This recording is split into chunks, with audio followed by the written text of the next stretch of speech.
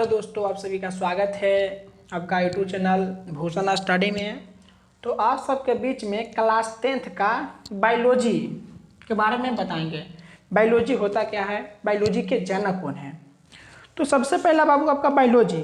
तो बायोलॉजी होता क्या है, देखिए बायोलॉजी जिसको बोलते हैं हम जीव विज्ञान, जिसको हम क्या बोलते हैं जीव विज्ञान। जीव विज्ञान, जीव विज्ञान, इसको अगर इंग्लिश टर्म बोले BIOLOGY काची BIOLOGY काची बायोलॉजी। तो जीव विज्ञान क्या है, यानी कि बायोलॉजी क्या है। तो जीव विज्ञान विज्ञान की वह शाखा है। क्या चीज का परिभाषा जीव विज्ञान के क्या हुआ कि जीव विज्ञान विज्ञान की वह शाखा है जिसमें समस्त जीवधारियों का अध्ययन किया जाता है। यानी कि जितना भी जीव जंतु उसके बारे में हम पेड़ पौधा के बारे में अध्ययन करेंगे उसी को हम बोलते हैं जीव विज्ञान। तो इसका परिभाषा हुआ जीव विज्ञान के कि जीव विज्ञान विज्ञान की वह शाखा है जिसमें समस्त जीवधारियों का अध्ययन किया जाता है। क्या चीज, समस्त जीवधारियों का अध्ययन किया जाता है, तो उसे हम जीव विज्ञान कहते हैं। जीव विज्ञान के जनक अरस्तु है। अगर जीव विज्ञान का जनक या पिता बोले, जनक या पिता, तो कौन है, अरस्तु है। कौन है, अरस्तु है। जीव विज्ञान के जनक कौन है, अरस्तु है। जीव विज्ञान किसे कहते हैं कि बोले कि जीव विज्ञान विज्ञान की वह शाखा है। जीव विज्ञान विज्ञान की वह शाखा है जिसमें समस्त जीवधारियों का अध्ययन किया जाता है, तो उसे हम जीव विज्ञान कहते हैं। उसे हम क्या बोलेंगे, उसे हम जीव विज्ञान कहते हैं। पता हो गया। अब जीव विज्ञान में ऐसे तो हम इस वीडियो में मुख्य रूप से जनन या प्रजनन के बारे में बताएंगे। यानी कि जनन होता क्या है बाबू और प्रजनन क्या है। जनन और प्रजनन दोनों एक ही है। जनन बोले या प्रजनन बोले बात काची है, एक ही है। कि जनन कहते किसको है, तक जनन कहते किसको है। ये आपका विज्ञान का यानी कि बायोलॉजी का 6 चैप्टर है। कौन चैप्टर है, चैप्टर 6 है। इसमें मुख्य रूप से हम बताएंगे आप सबको जनन क्या है, यानी कि प्रजनन क्या है। तो कोई भी जीव, कहने का मतलब कि पृथ्वी पर कोई भी जीव अपने जैसा समान जीव उत्पन्न करता है या पैदा करता है, उसी को हम कैसे बोलेंगे, जनन या प्रजनन। कोई भी जीव अपने जैसे, कोई भी जीव कैसे, अपने जैसे, अपने जैसे जीव को जन्म देता है या पैदा करता है, उसी को हम कैसे बोलेंगे, जनन बोलेंगे। समझ में आ गया परिभाषा से, कैसे बोलेंगे, जनन बोलेंगे। यह सजीव की प्रमुख लक्षण है। अगर कोई भी जीव जनन नहीं करेगा तो उसका अस्तित्व कैसे हो जाएगा, समाप्त हो जाएगा, खत्म हो जाएगा। तो ये यानी कि जीव की प्रमुख काची है, लक्षण है। क्या चीज है, प्रमुख लक्षण है। अब बोलेगा कि जनन कितने प्रकार के होगा। तो बाबू जनन आपका हो जाएगा 2 प्रकार के। जनन कितने प्रकार का हो जाएगा आपका, जनन हो जाएगा 2 प्रकार के। सबसे पहला आपका होगा, पहला होगा आपका अलैंगिक जनन। कौन जनन, अलैंगिक जनन। कौन जनन, अलैंगिक जनन। दूसरा आपका हो जाएगा लैंगिक जनन। लैंगिक जनन, कौन जनन, लैंगिक जनन। तो जनन कितने प्रकार के, 2 प्रकार के।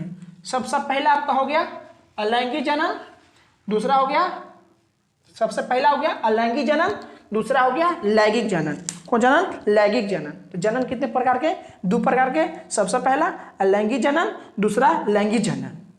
पहला अलैंगिक जनन, दूसरा अलैंगिक जनन। अगर आपको क्वेश्चन पूछेगा कि अलैंगिक जनन क्या है, अलैंगिक जनन क्या है, पूछेगा कि अलैंगिक जनन क्या है, क्वेश्चन पूछेगा आपका बोर्ड में कि अलैंगिक जनन क्या है।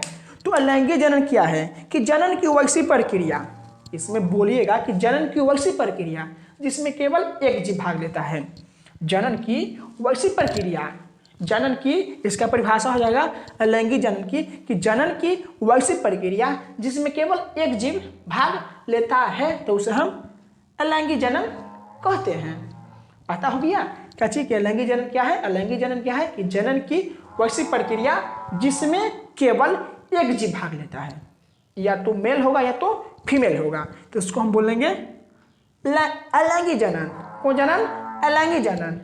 दूसरा आपका हो गया लैंगिक जनन। दूसरा आपका हो गया बाबू कौन जनन?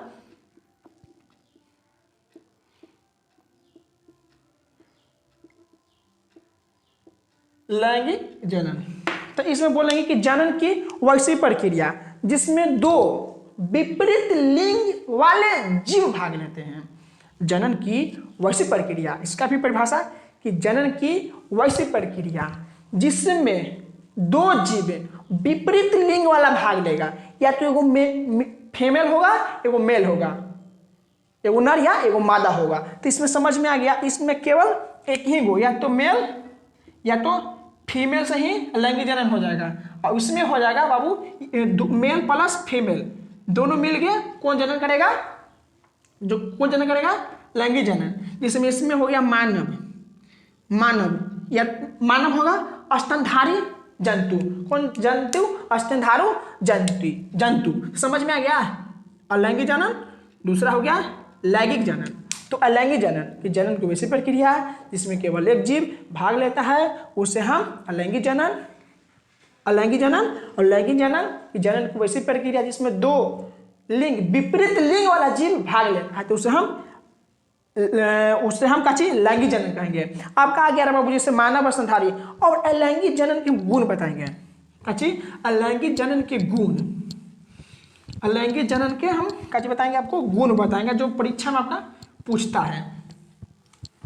अलैंगिक जनन के गुण, अलैंगिक जनन, अलैंगिक जनन, लैंगिक जनन के गुण, लैंगिक जनन के गुण को लिखें। तो आपका अलैंगिक जनन के गुण निम्नलिखित हैं। अलैंगिक जनन के गुण लिखें। अगर 2 नंबर के बोर्ड में पूछेगा कि लैंगिक जनन के गुण को लिखें, तो काची बोलेगा कि लैंगिक जनन के गुण काची है बाबू? निम्नलिखित है। अब लिखिएगा बढ़िया से कि लैंगिक जनन के गुण काची है? निम्नलिखित है। लैंगिक जनन के गुण काची है? निम्नलिखित है। इसमें सबसे पहला हो जाएगा, इसमें शुक्राणु भाग नहीं लेता है। इसमें शुक्राणु भाग नहीं लेता है। इसमें शुक्राणु भाग नहीं लेता है। अगला होगा कि इसमें अंडाणु, इसमें अंडाणु भाग नहीं लेता है। काची?